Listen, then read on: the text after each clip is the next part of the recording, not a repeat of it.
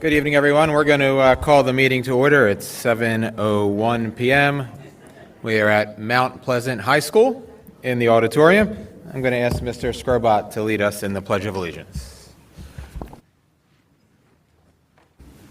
Pledge allegiance to the flag of the United States of America and to the republic for which it stands, one nation, under God, indivisible, with liberty and justice for all. Thank you. Is there a motion to approve the agenda? So moved. Second. Mr. Ackerman and Mr. Skirbot, all in favor? Aye. Aye. Motion carries. I'd like to welcome the principal of Mount Pleasant High School, Evanthea Filiu, up to welcome us.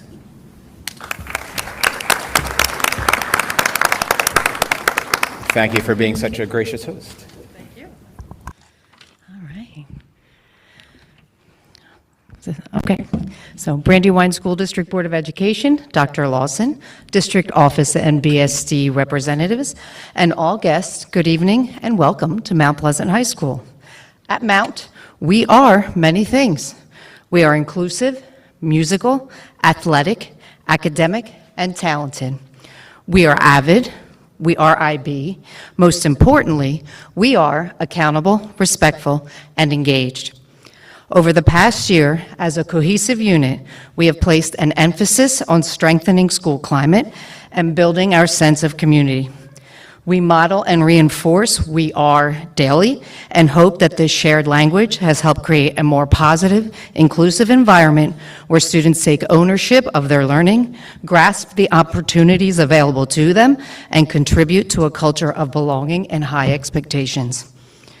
We encourage all to join us in this journey and experience the amazing growth and talent of our students by attending an upcoming event that showcases both our climate and our school spirit. In addition to getting to listen to and hear a few of our students later on this evening, there will also be quite a few opportunities in the near future. First, we have a variety show tomorrow evening, which showcases our musical talent. Then at the end of this month, sponsored by BSU and Girls Empowered, we have our Greek Night Step Showcase. We also have Mamma Mia, which will be at the end of March. And of course, we have our winter athletics slowing down, but don't worry, spring is right around the corner with more sports and spring concerts.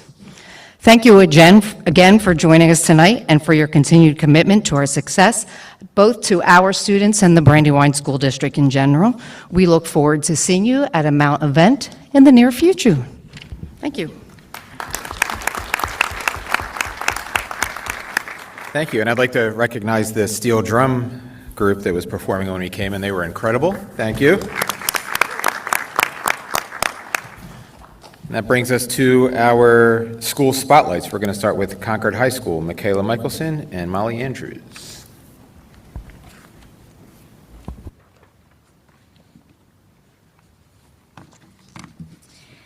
Good evening, everyone. I am President Michaela Michelson. And I am Vice President Molly Andrews of Concord High School Student Council. We are so excited to bring you up to speed on all the amazing things that have happened at Concord over the last month. We are so happy to be back to school after our snowcation. Before we dive in, we want to give a huge thank you to our amazing Concord faculty staff for working so hard to get us back to school quickly and safely. Switching gears from the snow mode to sports mode, Concord Athletics has also been thriving. Our boys and girls swim team captured the Blue Hen Conference B championship just a few weeks ago. The boys basketball team has also been making waves, currently ranked 10th in the state with an impressive 12-4 record and a major victory over last year's state champion Sanford School. Girls basketball is also holding a strong and promising record at 11-5. Wrestling stands 10-6, and Anna Wade, last week's Stellar Athlete of the Week candidate, along with the swim team, holds an outstanding 10-1 record. But enough bragging about sports, let's talk about even more Raider talent. 3 BSD students were recognized by the Alliance for Young Artists and Writers as Gold Key awardees in the 2026 Delaware Regional Scholastic Art Awards, and all 3 of those students were Concord Raiders. We are incredibly proud of each and every one of our students for continuing to demonstrate the Raider way both in and out of the classroom. In the month of February, we recognize Black History Month, and Concord has been working hard to honor Black history, culture, and achievements. Currently displayed in the hallway is a wonderful periodic table of Black history, highlighting influential Black leaders, innovators, artists, activists, and trailblazers from the past and today. In addition, in February, JDG students took a field trip to the Teen Warehouse where they learned more about financial literacy. The music department also had an outstanding accomplishment, with 8 students earning a place in the Delaware All-State Chorus. Continuing the theme of achievements, several students have made decisions about their future.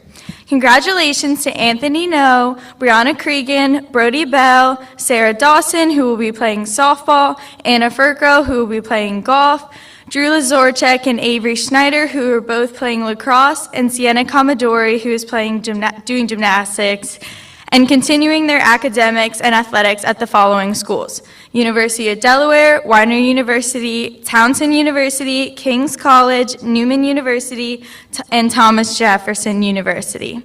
That concludes our February board report. Are there any questions for the board? Thank you. Any questions?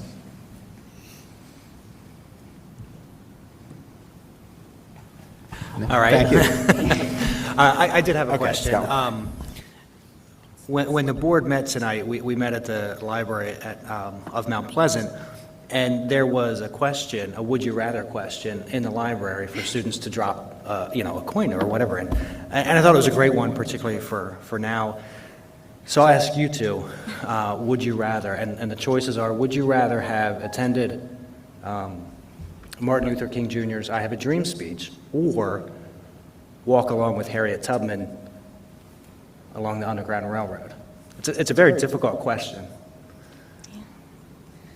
You want to answer first? I'm going Martin Luther King speech. I feel like that's a good one.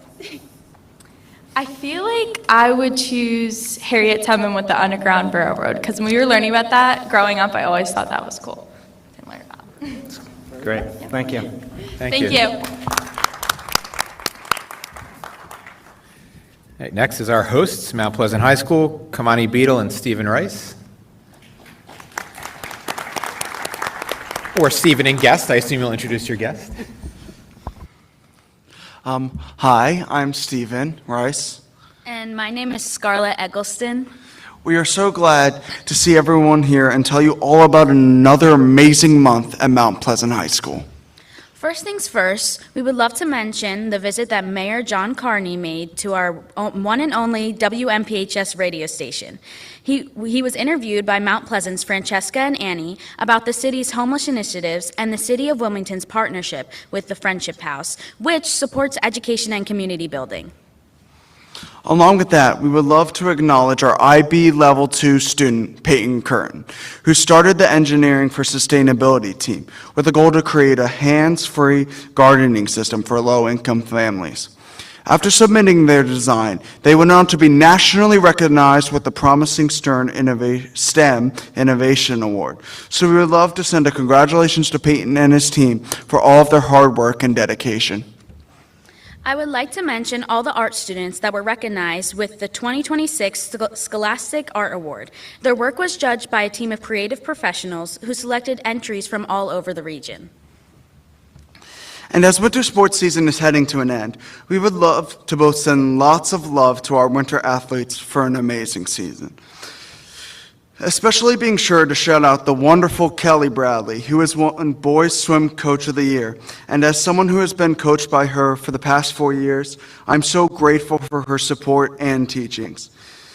And we would like her to know that she will be missed, and we wish you the best in your retirement. We would also like to send out a shout out to Kylie Perkins for winning Delaware Online Athlete of the Month, and also her accomplishments at Blue Hand Conference.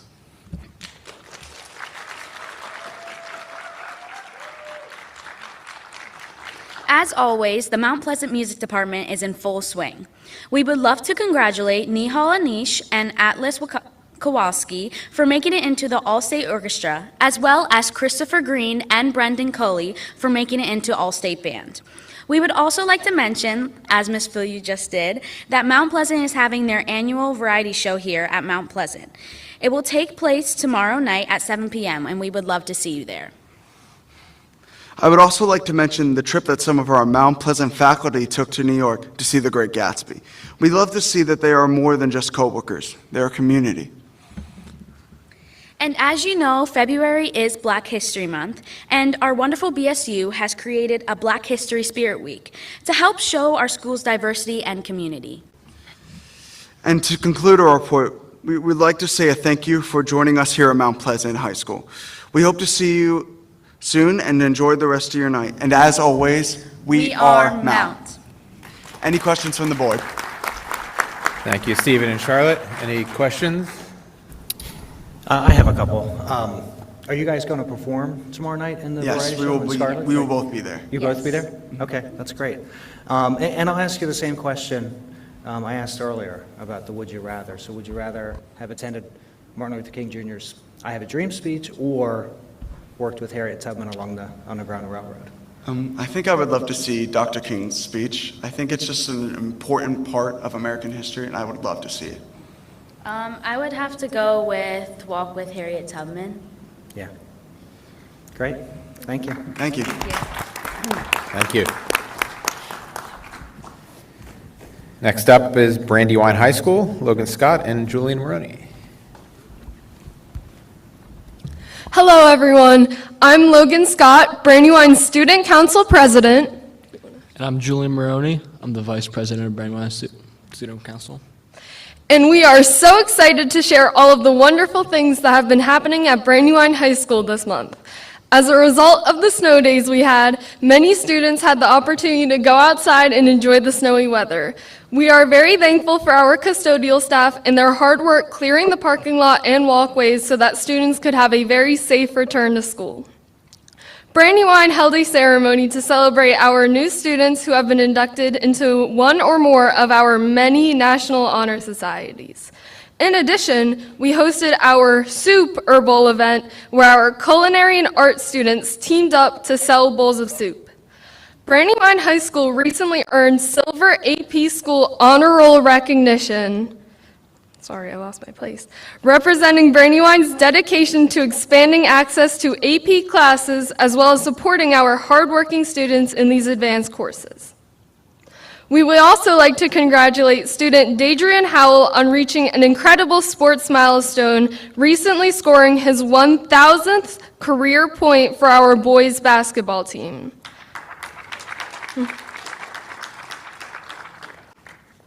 Last week, our Brandywine High School staff participated in trauma-informed courses hosted by the DSEA to grow their abilities to support all of our students.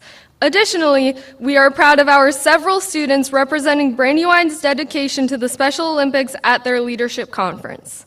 I will now pass it over to Vice President Julian Maroney. Good evening, members of the board. I'd like to share a few highlights and upcoming events at Brandywine. 2 weeks ago, students participated in a ski trip to Elk Mountain, which was a great opportunity for us to get out of our houses and have some fun during our snow week. Looking ahead, we're excited for our BHS Pop incentive, featuring performances from our school bands and showcasing the talent of our music students. We also have the Matilda musical coming up with showtimes later this month.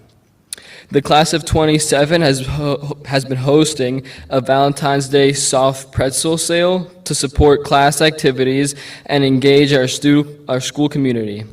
Finally, as winter sports wind down, we have started spring sports sign-up with an exciting season on the way. That's all from me. Thank you. Are there any questions from the board? Thank you, Logan and Julian. Any questions?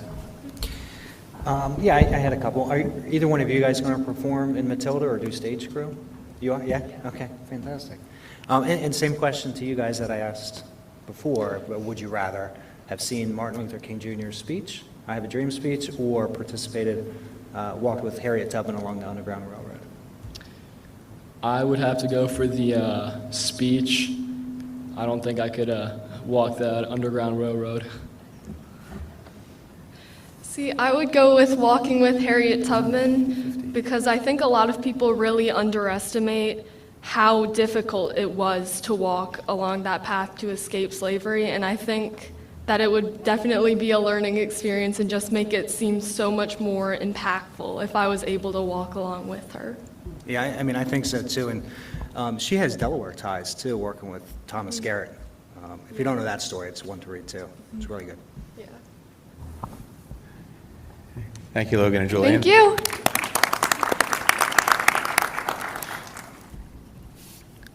All right, excited about our next item on the agenda. This is new this year.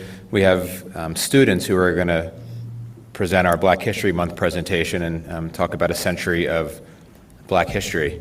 So we're going to bring up Ashley Dodson, Lauren Hollis, and London Benson.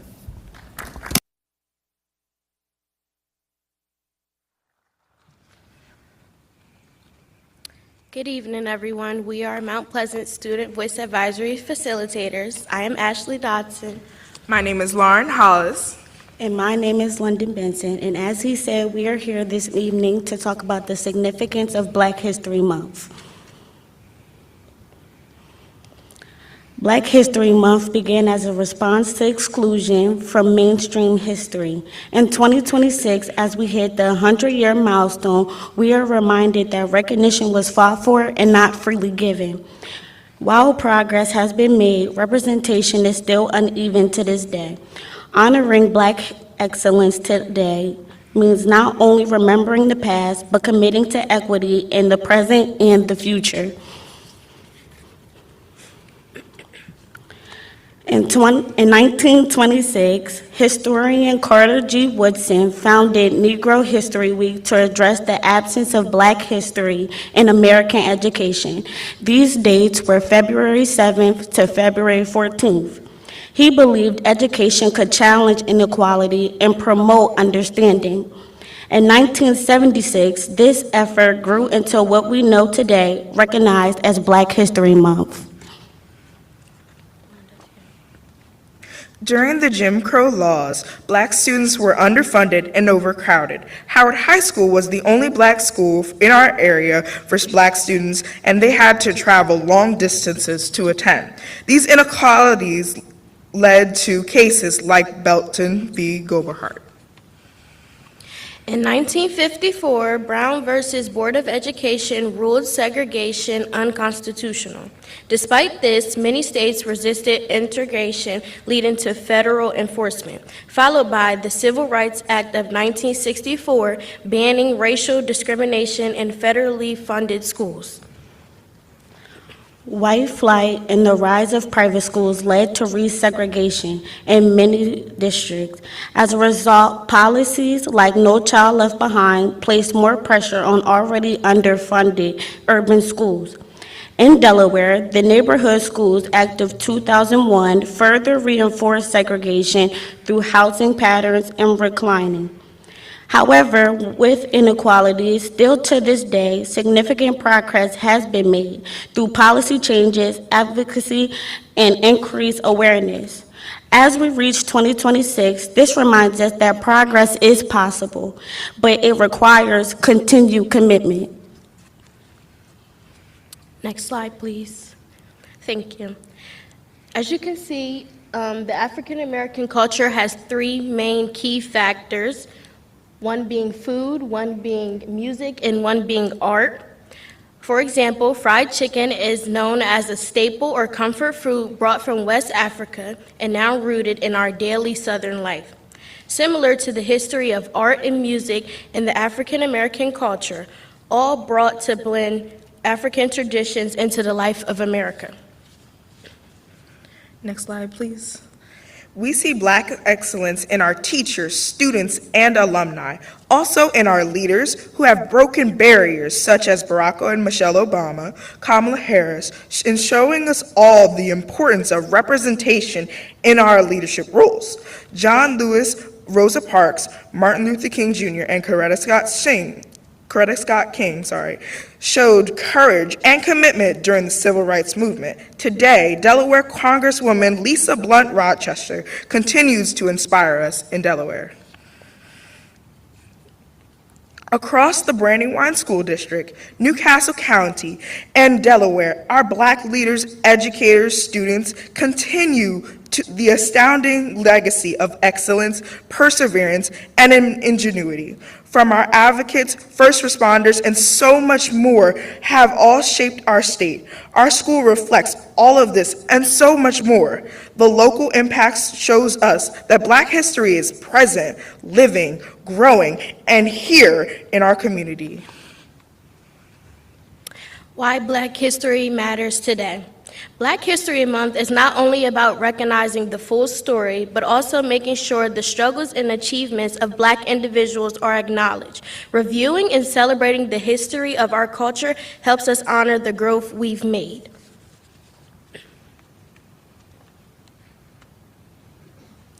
Thank you.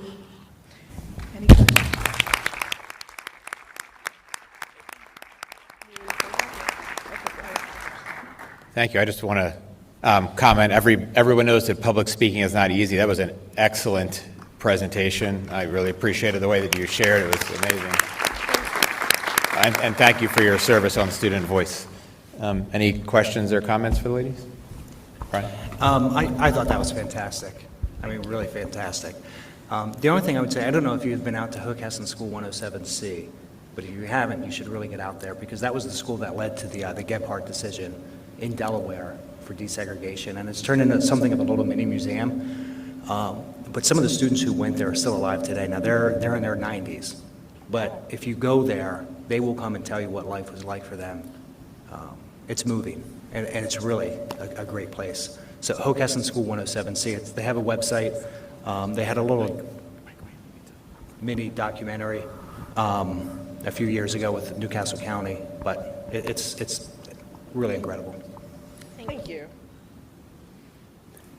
Do you know what the one school district in Newcastle County that did not resegregate with the Neighborhood Schools Act? No, can you please educate me? Brandywine. I'm already knowing. Any other questions or comments? I would just like to acknowledge these three young ladies in putting themselves forth to be part of the Student Voice Advisory, which we've had for several years now in BSD, and also acknowledge Dr. Yolanda McKinney and Ms. Adrienne Stansberry, who lead that group. Thank you for what you do. Thank you. Oh. There was another. Do you know why February? Do you know why February? Well, she had talked about the specific The week? specifically. Why that week? I do not know about that. Abraham Lincoln and Frederick Douglass's birthday is celebrated on those days. Wow. Thank you. Very cool. Thank you again.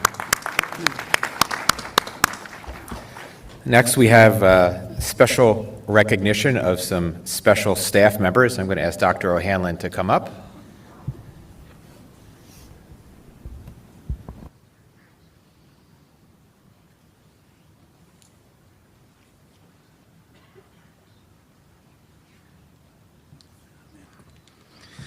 Good evening, everybody. Throughout the year, we've been recognizing individuals and organizations that have been instrumental in our community. And this evening, we would like to recognize two individuals. If I can get my stuff out here. I think one of the kids took it. And I think one of the students took it.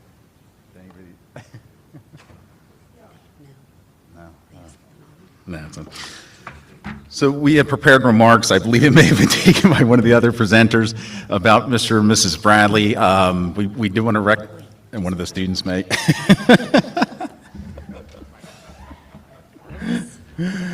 Oh, dear Lord. This is what I get for preparing, I guess, ahead of time.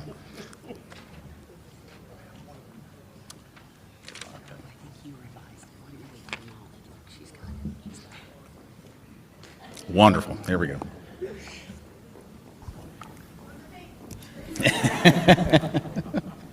Andrew, for the next meeting, make sure we have some Jeopardy music queued up Thank you. for on the ready.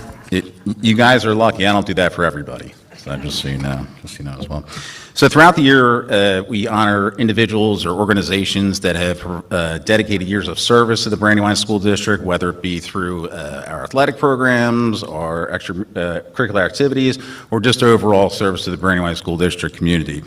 Contrary to my physique, I was not a swimmer for Dave and Kelly, so I just want to clarify that before I start speaking here. But we're here tonight to honor Dave and Kelly Bradley for their years of service to the Brandywine School District, not necessarily for their teaching, which is an amazing tenure of service, but their swimming career and coaching in the Brandywine School District. So I'm just going to read a few remarks here. Since 1989, the pool deck at Mount Pleasant High School has been more than just a place for competition. It has been a classroom for life, led by the steady hand and inspiring heart of Kelly Bradley. As this season draws to a close, so does an extraordinary era of leadership, mentorship, and athletic achievement.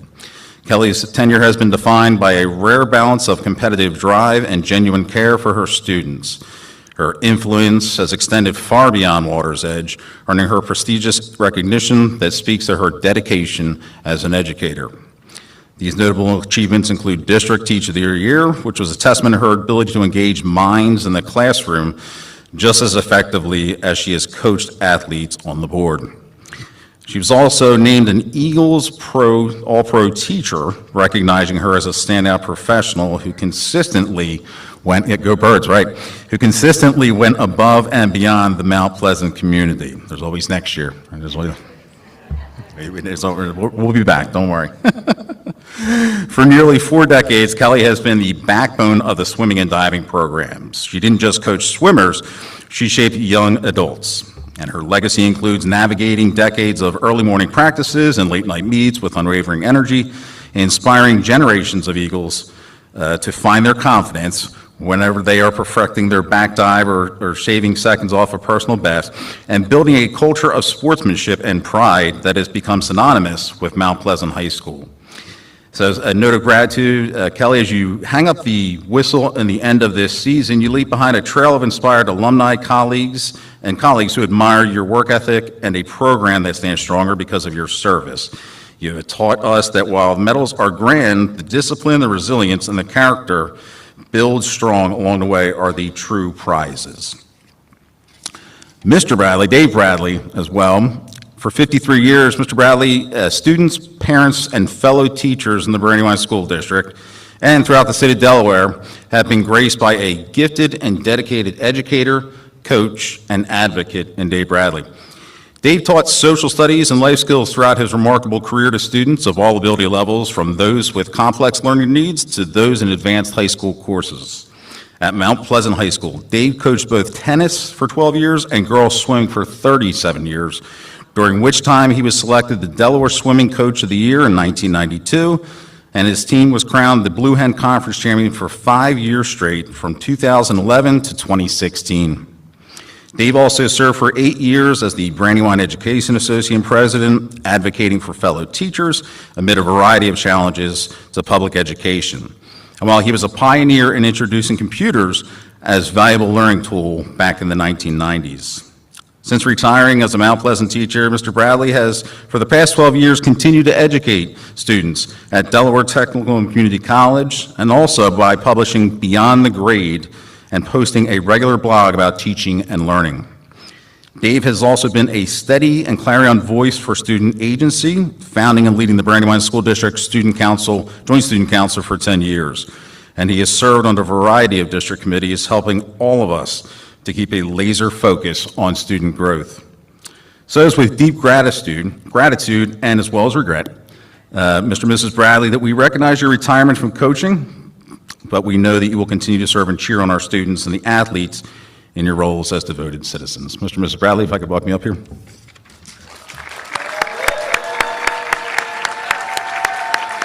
Dave just has surgery, that's all. Be careful.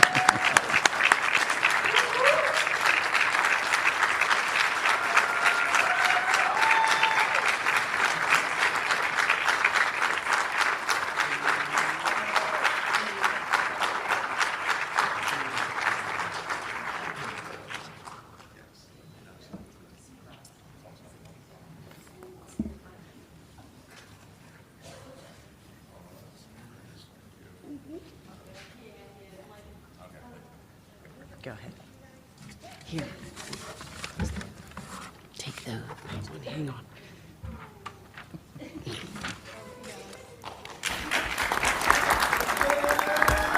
Thank you so much for all of your service. Enjoyed the well-deserved retirement.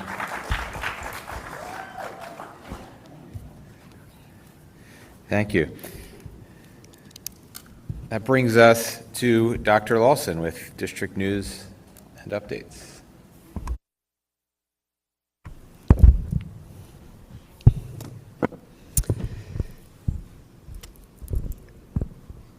Oh, sorry. My own daughter benefited from Mr. and Mrs. Bradley's coaching expertise as she graduated in 2022, so congratulations again. Good evening, Board President Heller, Vice President Scrobot, members of the board, our audience, and community. As we remain focused on student outcomes data, this month's feature is our mid-year NWEA MAP data. As a reminder, NWEA MAP is a formative assessment given 3 times per year in the fall, winter, and spring to tell us how we're doing in math and reading compared to how like peers are doing nationally related to growth toward proficiency. NWEA MAP progress helps us predict how we will perform on Smarter Balance because of the strong correlation between the two. This year, we are using updated 2025 growth norms from NWEA MAP that reflect how students nationally have been growing in the most recent years post-pandemic. Between fall testing in September and winter testing in January of this year, BSD elementary students in kindergarten through 5th grew at the 56th percentile in math and the 59th percentile in reading. Remember that growing at the 50th percentile assumes students are learning just like the average American student. So anything beyond the 50th percentile is accelerating at them beyond typical growth into stretch growth, synonymous with running past others in a race. Brandywine School District's elementary students are 6 and 9 points above the national average growth in both math and reading, respectively. This data continues to validate the changes we made to curriculum and pacing for our early education learners in kindergarten through 2nd grade. At the secondary level, students in grades 6 through 10 grew right at the national average in math and 4 points above it in reading. To dig deeper into this discussion, I return us to our most recent Smarter Balanced achievement level data and its correlation with the NWEA MAP data I just showed you.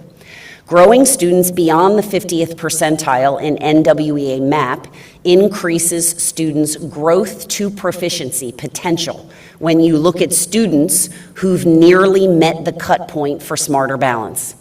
The more students grow beyond the 50th percentile in the MAP data, the more likely we are to see more students cross the cut point of meeting standards as they are tied to Smarter Balance. The faster the growth rate, the more content students learn and master in the same amount of time. However, that correlation is just that, a correlation. A student has to sit down and take the Smarter Balance test in good testing conditions and try their very best to get there. Last week, schools across our district and the nation observed National School Counseling Week, a time dedicated to recognizing the vital role school counselors play in education and the positive impact they have on students' lives. We are thankful to our school counselors for their support of students' academic, behavioral, and social-emotional successes, as well as for their career planning assistance in shaping future opportunities. On behalf of our district, I extend my heartfelt gratitude to our school counselors for their unwavering dedication to student success. And we once again would like to extend sincere appreciation to our facilities and transportation teams for their exceptional work during the recent snowstorm, then ice over, and current freeze out. In conditions we've not seen the like of in many, many years, these essential staff members put in long hours, collaborated with external state and county agencies, and worked closely across departments to step in whenever needed. Their collective efforts were instrumental in ensuring that our buildings were ready to welcome back students safely and quickly as possible. The level of teamwork, dedication, and care for our community reflects the very best of our district, and they need to know that it does not go unnoticed. Special thanks to Director John Reed and Supervisor of Transportation Clarence Smith. And so finally, our monthly sizzle video.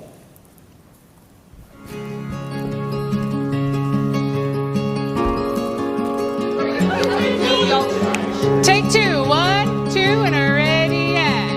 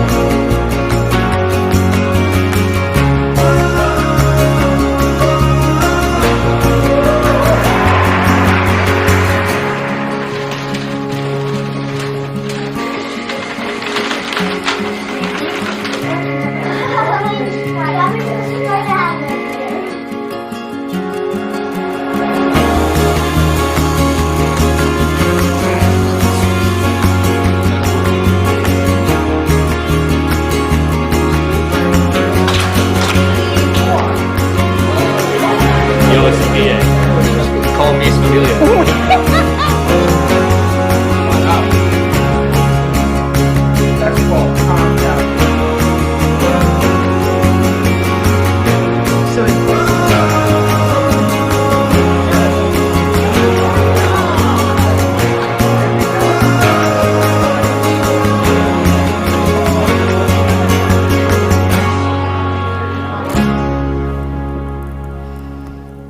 President Heller, this concludes my monthly report. Thank you. Any questions for Dr. Lawson? All right, next on the agenda is public comment. There are no in-person or virtual comment requests, which brings us to board business, starting with Mr. Ackerman, DSBA Executive. The Executive Board has not met and will meet again in March. However, I did attend the NSBA Advocacy Institute in D.C. on the 2nd and the 3rd. Executive Director Tull and I then went to Capitol Hill to meet with Congresswoman McBride. We met with the staffs of our two senators, Blunt Rochester and Coons, to kind of express the general NSBA concern that IDEA is still not funded at 100% of what was promised 50 years ago. So, there are definitely proposals for full funding, but that's not happening. I think any funding would be great.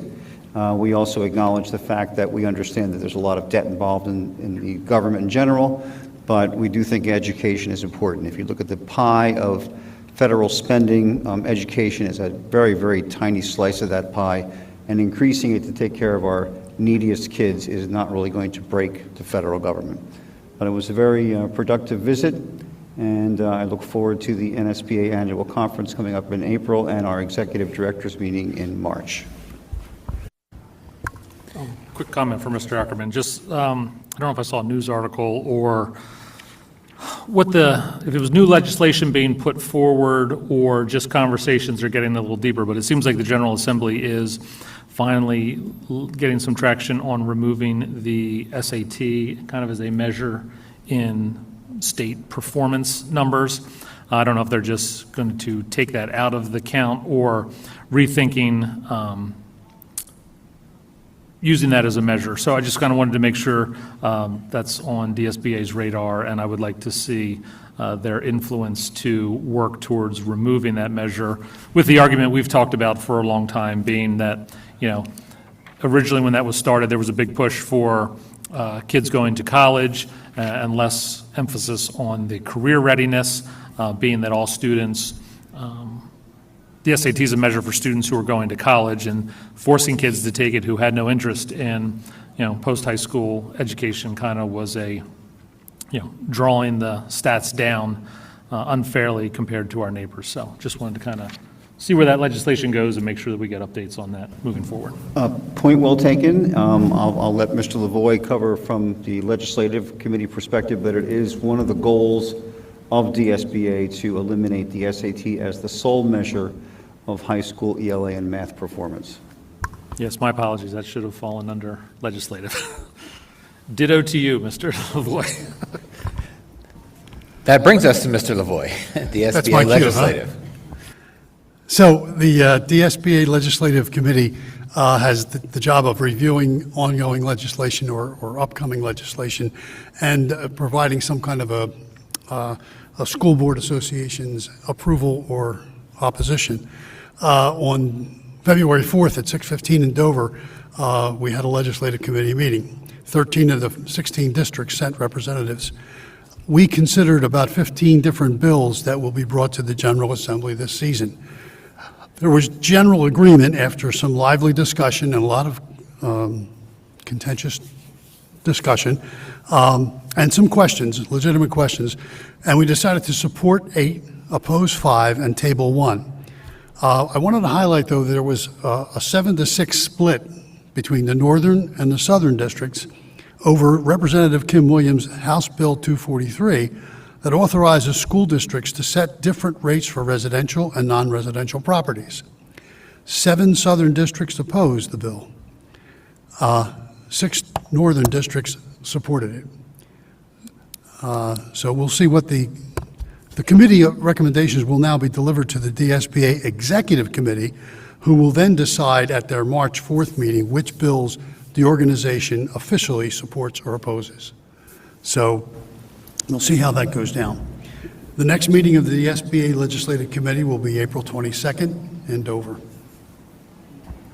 I just want to add that in the executive board meeting, districts' votes are weighted based on the number of units and your dues. So in the case of Brandywine, our units gets us 3 votes at the executive board, and me being president gets us a 4th vote.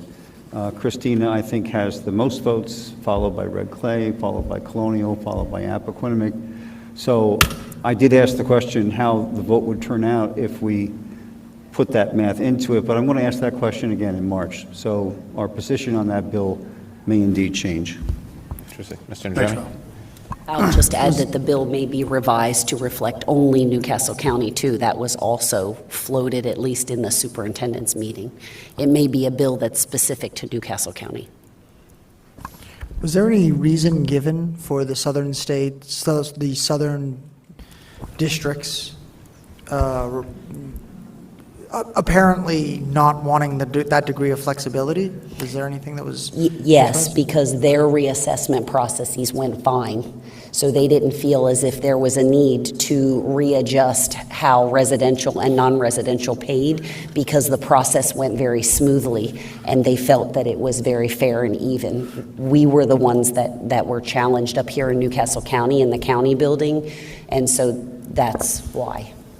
But the proposed legislation didn't require them to do something, it just allowed them to, correct? Like they could split the rates. They didn't require them to, or did it require them to? It allows them. I'm sorry. No, please. The legislation would allow a school board to set different rates. It doesn't require them to.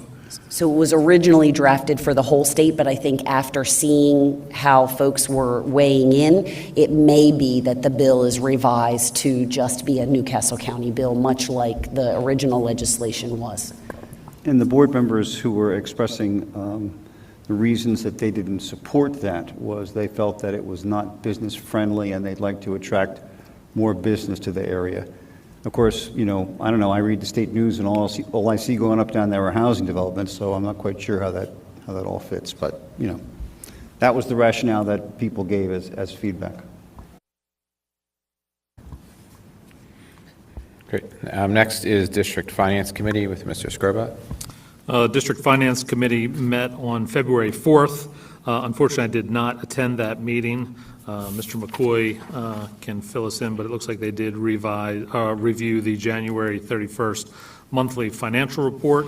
And if there's any other items of note, Mr. McCoy can share that as well. Our next meeting will be March 11th at 5 p.m. At the district office conference room. Thanks. Next is Health and Wellness. That's me. I shared the minutes with the board because they were quite lengthy this month. We spent a bulk of the time talking over the Panorama survey results, which is essentially the surveys that we do each year to gauge students' mental health and wellness. Dr. McKinney reviewed the wellness section questions and some high-level data. We talked about some potential additional questions in future years, and that was the bulk of the time. There is a subcommittee that I'm on that is working on updating the district wellness policy. So we gave a brief update on where that committee stands. We've only held one meeting so far. We have another one this week. And then there was some more conversation around House Bill 71, which is the bill that requires additional CPR, AED, and first aid training for coaches and accessible AEDs at all athletic venues where sports that are regulated by DIAA are held. One of the talking points, and I've gotten some more data since then, is that there was no money tied to this bill, and the cost to be compliant with the bill is in the tune of hundreds of thousands of dollars per district. So we're talking through how to be in compliance and or provide some feedback on maybe modifying that bill to provide funding. The next Health and Wellness Committee meeting is March 19th at 4 p.m.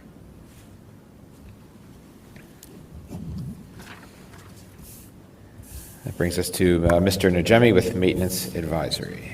Actually, I'll take that one. Maintenance Advisory Committee met on January 20th at Carcroft Elementary. We reviewed some environmental compliance and regulations as they apply to construction projects across the district, as well as any new projects upcoming, just to make sure that the district is aware and in compliance with current rules and regs. Mr. Reed also informed us that in the month of August, the district performed a series of indoor air quality tests in all of our schools, and all the tests passed with no concerns. If many of you remember, dating back to the days of COVID, we were well ahead in terms of our air quality and HVAC and air handling system. So good to know that we're still there. The committee also reviewed the terms and conditions for two long-term leases coming up with Concord Soccer and Tallyville Softball. The committee made some recommendations that'll be outlined in the proposed contracts, which are before us, I believe, for a first read this evening. So we have those. And our next meeting is scheduled for February 17th at 6 p.m. at Tally Middle School. Look forward to seeing everyone there. Great. Thank you. Mr. Jordan, Parent Council for Students with Disabilities. Thank you, President Heller. Unfortunately, thanks to the snowstorm, our scheduled meeting was canceled. But the next meeting will be March 9th. It's a Monday. That is at Mount Pleasant Elementary as usual. 5:30 to 6:30. There will be refreshments, and I believe transportation and childcare is available as well for those families who need it. So hopefully I will see everyone there March 9th. Great. Thank you. Ms. Stock, Parent and Citizens Advisory Committee. Yes, also due to the extreme weather, that meeting was also canceled. However, our next meeting will have the same topic, and I believe that next meeting is it March? March 26th at Mount Pleasant Elementary. Also, childcare, transportation, and a very good dinner will be provided too. Thank you. Mr. Najemi, Wilmington Learning Collaborative. We had a meeting on February 4th with the WLC. They gave us an update to some of the projects that the WLC had been funding, some BSD, some social studies programs and things of that nature, with a grant, a 3-year grant from the Library of Congress. It was a very interesting and really kind of what the WLC was created to be part of and to be, their goals and their objectives. Harlan Elementary, the students had an assembly where they discussed Ruby Bridges, and they were able to really bring the social studies to life, and it was a very good experience and something that we're all looking forward to. We have a budget hearing on the 18th for the WLC. That's going to be very interesting to see how that progresses. I know I've mentioned before how there's been some money saved up from previous years that still needs to be spent. I think that this is going to be part and parcel of determining where that money goes and what happens with it. So the 18th, we also have a workshop, a council retreat on the 18th as well. I know I will be part of it. I believe Superintendent Lawson will also be. And we also have our next WLC meeting will be, let me double check, but I want to say it will be March 4th.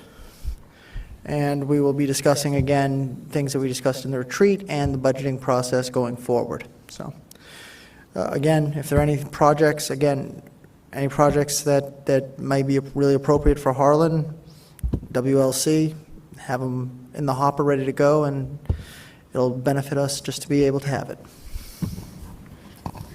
Thank you. Next is Mr. Lavoie, 91.7 WMPH. The last meeting was November 10th of 2025, and the next advisory board meeting will be March 9th at 6 p.m. at the Mount Pleasant High School radio station. Nothing new to remember. We're still looking for a good manager.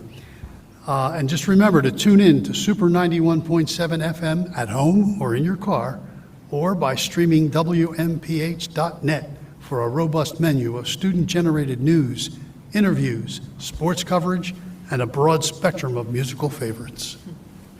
And you can check that out right in the lobby here of Mount Pleasant High School as well. Yes, you can. All right, Mr. Ackerman for the new Board Policy Review Committee. Yes, we closed out the call we've made to parents as of last Friday. So we have some folks to review. Mr. Lavoie and I will kind of go through that list and see who we like, and then we'll bring it back to you, President Heller, to bless it, and we should have our first meeting sometime in March. And I would think that, we'll start with reviewing at least 1 or 2 policies, and then possibly talking about a new policy or updating our communication device policy to comply with the mandate from the state that we have a cell phone policy. Great. I was pleasantly, I don't know if surprised is the right word, but I was very happy to see the number of community members that applied. There was more than usual, I would say, the engagement, so that made me happy. Thank you. And then just a note, at the board workshop last week, we had talked about the topic of the workshop was a district success plan, and the group had kind of decided at the workshop that the best path forward on updating or revamping or replacing the district success plan is to create a committee to focus on that work. So officially, I guess I'm going to appoint Mr. Jordan and Mr. Lavoie to lead that committee, and then hopefully they will, same thing, we're going to have some community members on that committee, staff, executive team members, and hopefully they can come back next month and give us a little bit of update on the formation and how we're going to get started with that committee. For a little bit of background, the last time that the board was involved in the update of the district success plan was back when Dr. Holodick was superintendent, so it's been quite a while. I think it was my first year, so in the 2016-17 neighborhood was the last time the board was involved in that, so I'm excited to get it updated. Next is I'm sorry, any other board Can I member just reports? interrupt? Mr. Heller, I would just like to say, as one of the co-chairs of that, we're interested in all voices having some kind of say. So if you out there are interested, and anybody who's listening in, contact either Mr. Jordan or myself. We'd be interested to hear from you. Perfect. Yes, I agree. But Frank, also, well, maybe we could get something on 91.7, an advertisement or something to spread the word that way. Yeah, work with Dr. O'Hanlon on the process of collecting interest. Any other board member reports? All right, that brings us to the consent agenda. Is there a motion to approve the consent agenda? So moved. Second. Mr. Ackerman and Mr. Skrbot, all in favor? Aye. Aye. Motion carries. Student matters, is there a motion to approve student matters as discussed in executive session? So moved. Second. Skrbot, Mr. Najemi, all in favor? Aye. Any opposed or abstentions? Motion carries. 9A, the monthly personnel report. Is there a motion to accept the monthly personnel report as discussed in executive session? So moved. Second. Mr. Skrbot, Mr. Ackerman, all in favor? Aye. Any opposed or abstentions? Motion carries. 9B, employee matter 26-011. Is there a motion to approve the superintendent's recommendation as discussed in executive session? So moved. Second. I give that to Mr. Jordan and then Mr. Ackerman. All in favor? Aye. Any opposed or abstentions? Motion carries. That brings us to old business. Dr. Kutch, the second read of the 26-27 calendar revisions. Good evening. Good evening. Can you hear me? There we go. Thank you. Good evening, President Heller, Vice President Skrbot, Superintendent Lawson, board members. I am here on behalf of Lavina Jones-Davis to lead you through the second read of the 26-27 calendar. So in front of you, you'll see the beginning dates, and just want to call out because Labor Day falls late, and the appearance of where our normal beginning of the year would start feels a little early. We were looking to make some changes, which you would see reflected in the latter part of the August calendar. On August 19th and 20th are the first 2 days of the teacher professional development. And as usual, we would have the 21st off. We would pick up the additional 2 days, which we normally have, of professional development for teachers on the 24th and 25th, and then begin on the 26th for students for transitional years. So that would be 1st through 6th, 9th, 12th, site and kindergarten orientation, then everyone would be in person on the 27th. That's August. Takes us to September. I do want to call out September 15th, which right now is representative as a professional development day in district because it is the state primary day and we are not to have students in on that day, so we had it noted as a professional development day. We did just receive information this past week regarding, and if you could go to the next slide, the October State PD Day. Thank you. So you see that on October 9th, we have that held. You can see the asterisks. This day may move depending on the state. Well, the state moved it. And now it's back in September on the primary day, September 15th. So just wanted to call that out and note that at this time that the state day will be on September 15th. We'll continue in October. As usual, we have the parent-teacher conferences later in the month and the end of the marking period. For November, just to call out, the Professional Responsibility Day backing up to the Election Day.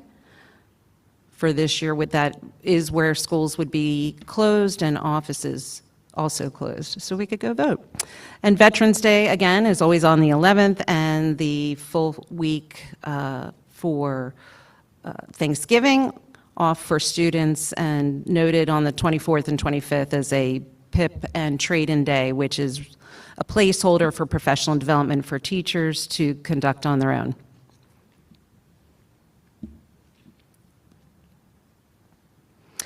December, winter break. We return on the Monday, on the 4th, and then on the 18th, Martin Luther King Jr. Day, and schools or offices closed.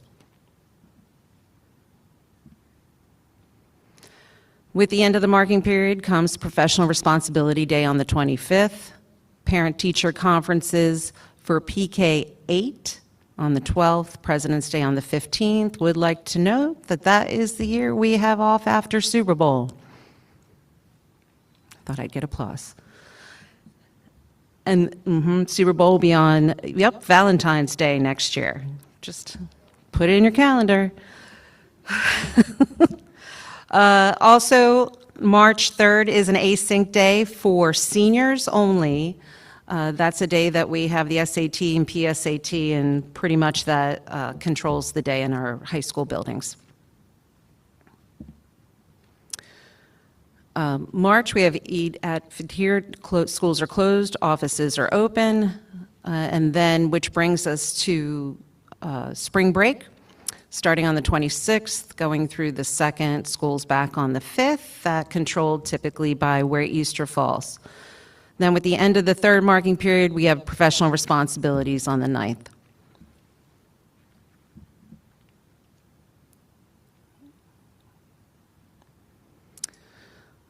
With April, we do have a professional development day on the 21st, and then we roll right into May, and you'll see at the bottom are the half days for the senior exams.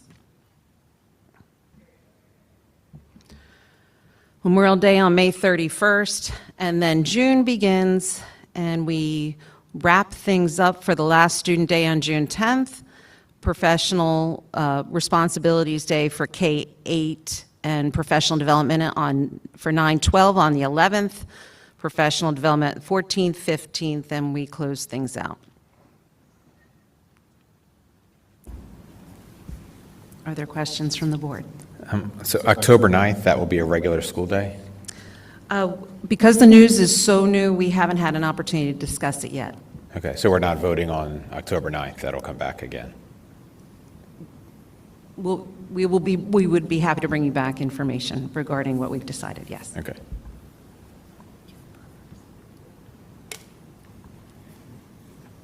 Any other questions or comments? And is there a motion to approve the revised draft for the 26-27 calendar? So moved. Second. Mr. Akron and Mr. Lavoy, all in favor? Aye. Aye. Any abstentions or noes? All right, motion carries. All right, and thank you. Thank you. President Heller? Yes. Can I just make one comment? As I look through the calendar, I think we've done our children a disservice by moving from 180 school days to minutes of instruction. It just seems like there's a lot of time off, there's a lot of holes in the schedule, there's a lot of not full weeks, which I like when it comes to work, but I think when it comes to school, you really need to have kids there a lot. And I think we're shortchanging our kids, and we should possibly lobby the legislature to go back to requiring 180 school days. Is that something the legislative committee could take up, perhaps? I will bring it to DSBA when I go there with Yes. Mr. Lavoy for our next meeting. Any other comments?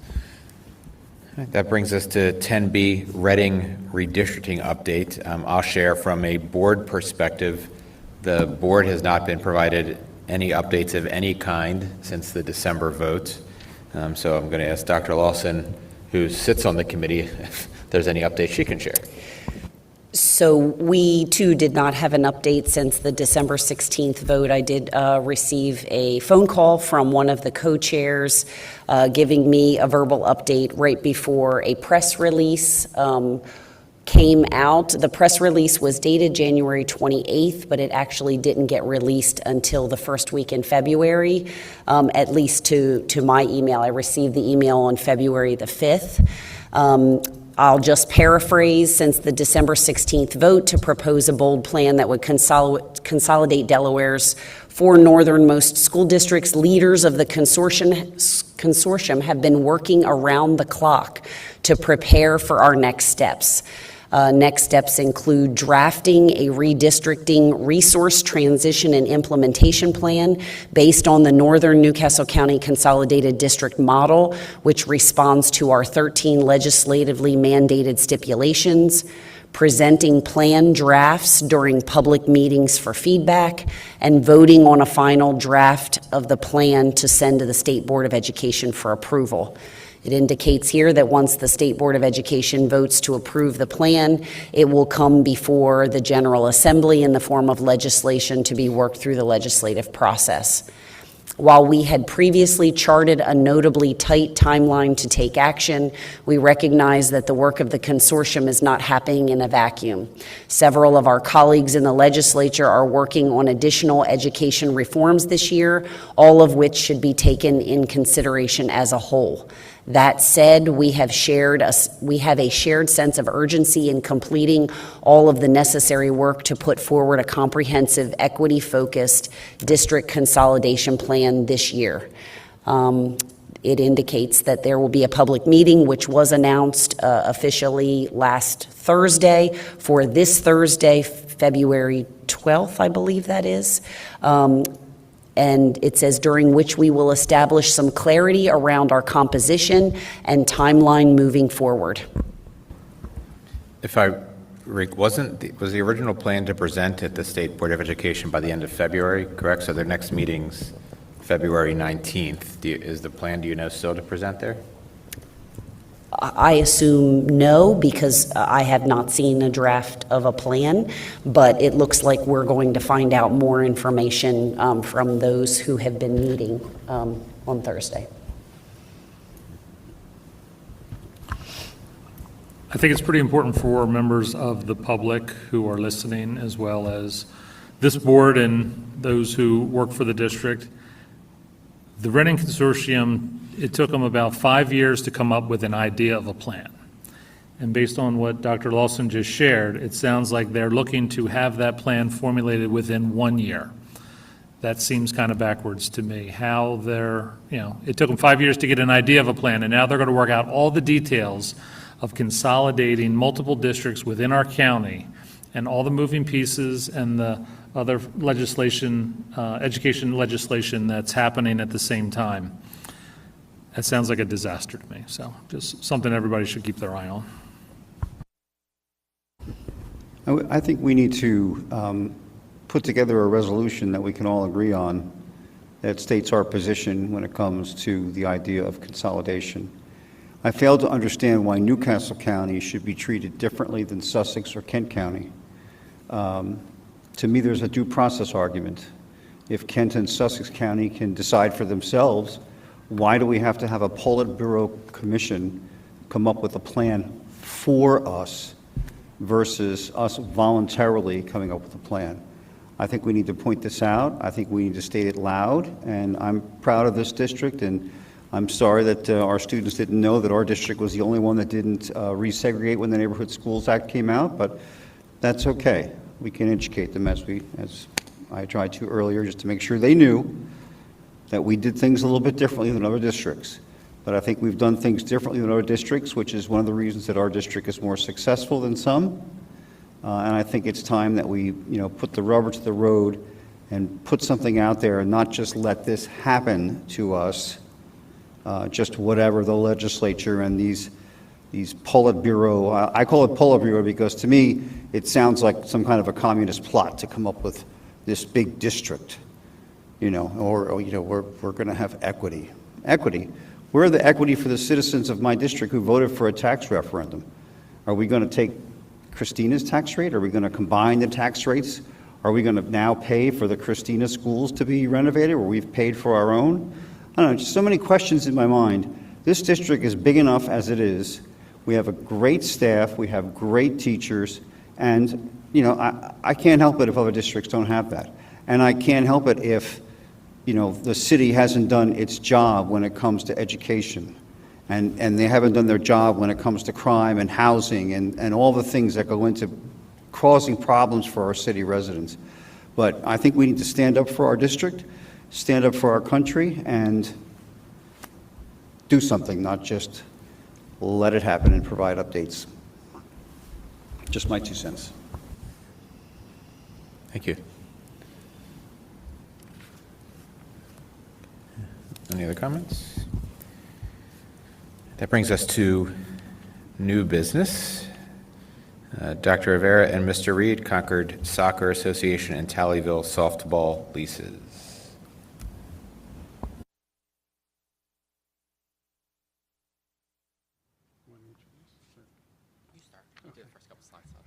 Okay.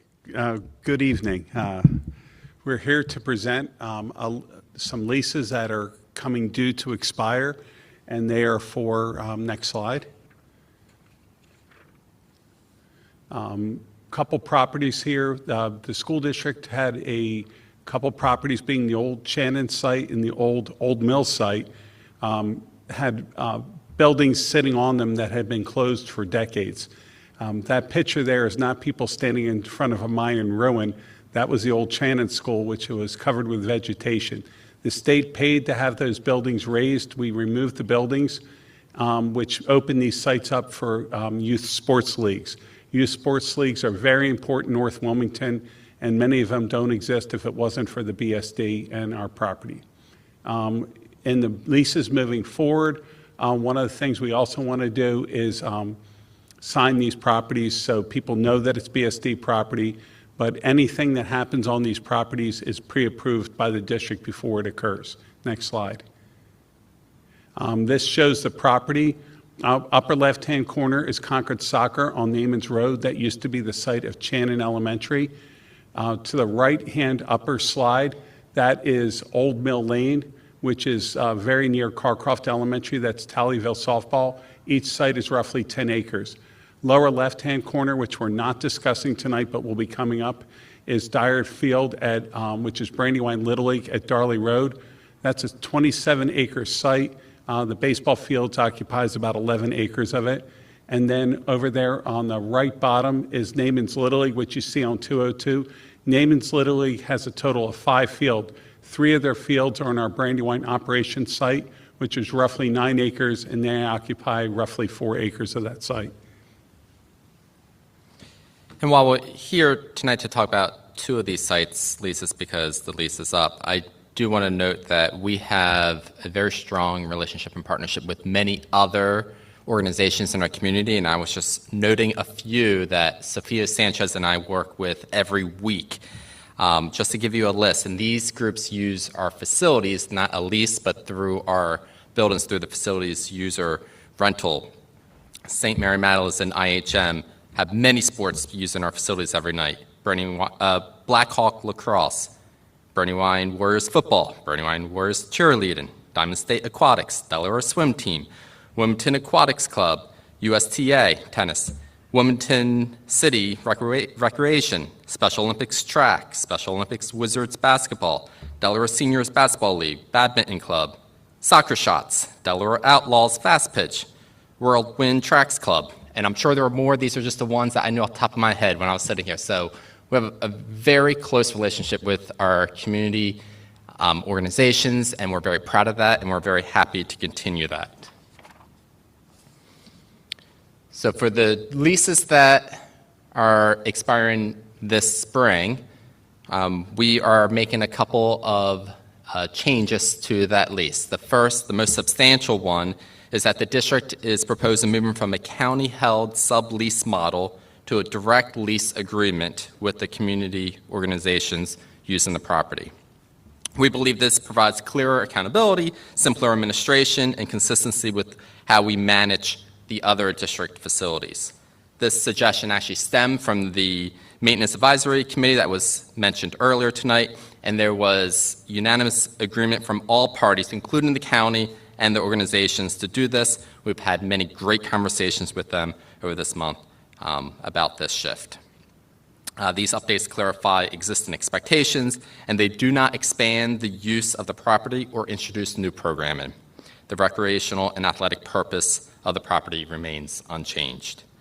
The one notable update is around signage, and John just mentioned this. We are looking to put into the lease the ability to add a sign at the properties indicating that BSD owns the property and is leasing it. We also would like language in here that district property is not to be used to promote enrollment in non-district K-12 schools or program. The language is now explicit in the lease because the district is contracting directly with organizations rather than through the county. So the last steps is finalizing the language, and our legal counsel has already updated the current lease agreement to ensure clarity and consistency and the appropriate usage of district property without the major changes. Once the term provisions are finalized, we will share the language with you in hopes of board approval next month. Our goal is for this lease to be a blueprint to use for lease agreements as they come up for renewal with other organizations in future years. Any questions for us? Mr. Jordan? Thank you, Dr. Rivera. The standardized signage requirements, we're not talking about how big they can be, right? You said it's about who can advertise, and we're talking about commercial speech, right? Not political Exactly right. speech. And so this has been considered and has at least some legal support. What was the behind last it. part? Some legal support behind it that we can say, in fact, if you're not a Brandywine School District, if you're outside of the district and you're an educational charter school, private school, anything like that, we can put limits on their advertising on our property. That is correct. Okay, that's the only question I had. Thanks. Any other questions? Thank you. Look forward to seeing it next month. That brings us to Mr. McCoy for the monthly financial report.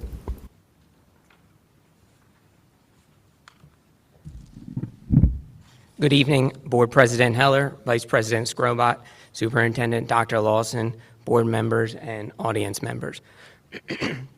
Just a quick note on the District Finance Committee meeting. The group is working on putting a document together that outlines term limits. The draft of that document made it very obvious that we could use some more members. So when you're out and about in the district, if you want to put up in a PSA for the District Finance Committee, have them reach out to me. I would appreciate that. So tonight, we will be reviewing the January 31st, 2026 monthly financial report. There are two notable changes from the previous month. The first item is that we have finally received a vast majority of our tax receipts, and the second is that the budget columns have been updated to reflect the 2025-2026 final budget that was approved last month. Looking at page 1 of the report, on the first line, current expense tax receipts are now 96.8% collected. This time last year, we were at 95.1%. In addition to $47 million in tax receipts for this month, we also received $1.9 million for the first portion of the senior tax credit from the state, and our share of the Newcastle County tax pool, which was $967,000. These are all included in that current expense tax receipt line. In total, state and local revenues are 93.3% collected compared to 88.9% at this same time last year. On page 2 of the report, an item of note is the minor capital improvements line in the match tax MCI section on the middle of the page. This line shows that we have only collected 5.3% of what we expect to collect from the state, while this time last year we were over 100% collected.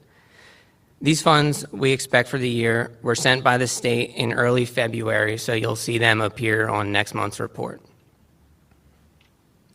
Moving down the report to the federal funds section, we have received some additional grant funds for Title I and Perkins, which have put the percent collected over 100%.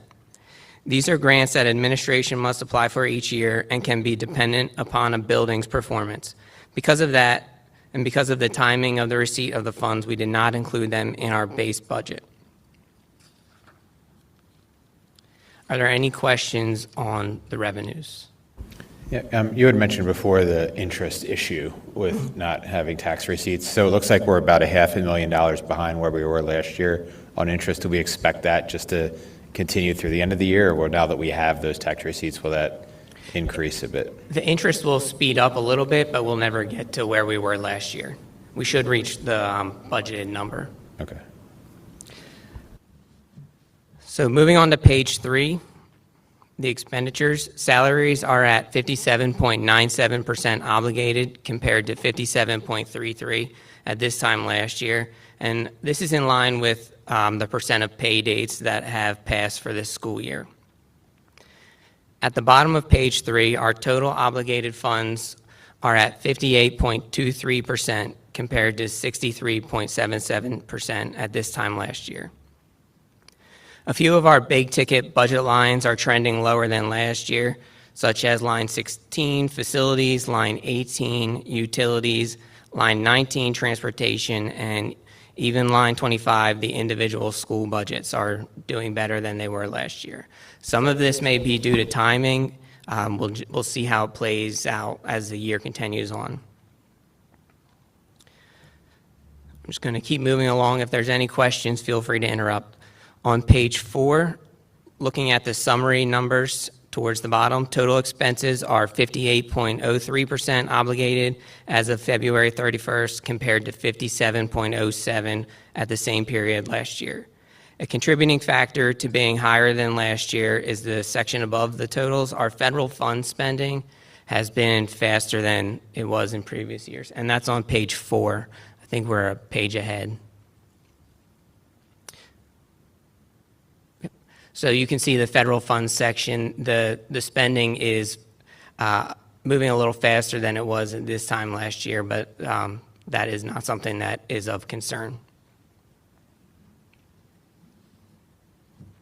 Page 5 shows the individual school buildings.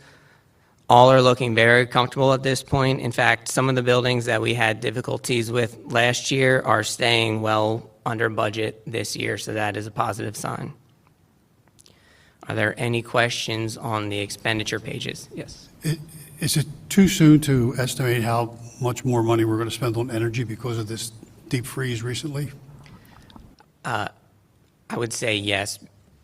I don't know that we could estimate that. We know when we get the bill, unfortunately. All right. Just a quick question. Why is there somewhat of a wide difference in the percentage obligated between some of the schools? So, for instance, Hanby's 25% and Carcroft's 68%. Is that just a matter of timing of payments, timing of contracts coming in, or is there something structural?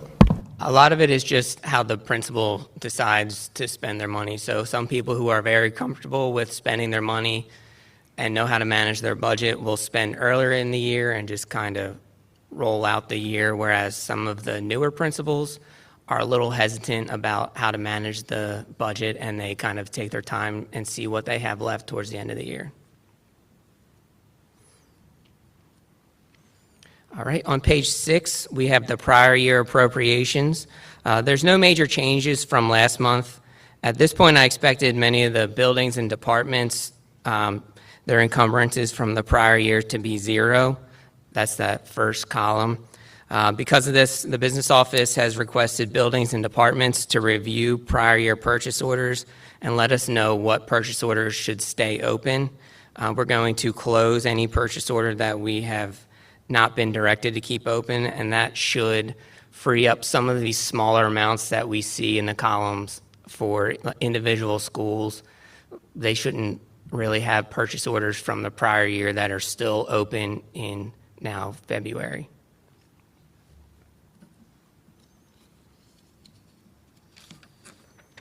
On the last page, page 7, the cash flow statement. So despite current real estate tax collections of $48 million in the January actual column, the ending local balance shown at the top of the February column is $35 million. This is due to the fact that we utilized $14.9 million of state funds to cover expenditures during the delayed tax deadline period. There is legislation that I think is moving quickly through for Newcastle County to kind of do a quality control check on some parcels in Newcastle County. And part of that would, once again, push the tax payment deadline back to December 31st. So we'll be in the same scenario where we have to rely on states' monies to carry us through the first part of the year. So the projected ending balance for local funds has dipped a bit to $8.76 million. This is because January's actual expenditures were higher than forecasted. It's likely that some of the expenditures currently hitting our local funds can be recoded from local funding to state funding as we approach the later part of the year. We'll be able to see how much of our state appropriations we have spent, and we can move fund expenditures from our local coding to our state coding and bring the local expenditures down, which will likely push us to the projected balance of 8.8. The District Finance Committee approved the January 31st, 2026 monthly financial report at their February 4th meeting. And if there are no other questions, that concludes my report. Thank you. My only question, I don't know if you would have this offhand, but maybe you can send it to us if you don't. Do you remember in the last referendum what we had projected our ending balance to be for this year? The goal was 8.8. Okay, I thought we had projected higher for this year, and then it would whittle down to 8.8 like in the next 2 years. I don't know if... I can look back and try to get you a more concrete answer. Any other questions? Motion to approve the monthly financial report subject to audit? So moved. Second. Mr. Najemi, all in favor? Aye. Aye. Okay, motion carries. Thank you. That brings us to general information. Our next board workshop is March 2nd at Mount Pleasant Elementary School. Maybe that's a great time to talk about Mr. Ackerman's resolution idea. And then our next regular board meeting headed to the elementary schools. We will be March 16th at Carcroft. Is there a motion to adjourn? No? Okay. Mr. Jordan? Second. Mr. Scorbott, all in favor? Aye. Aye. Motion adjourned. Thank you, everybody.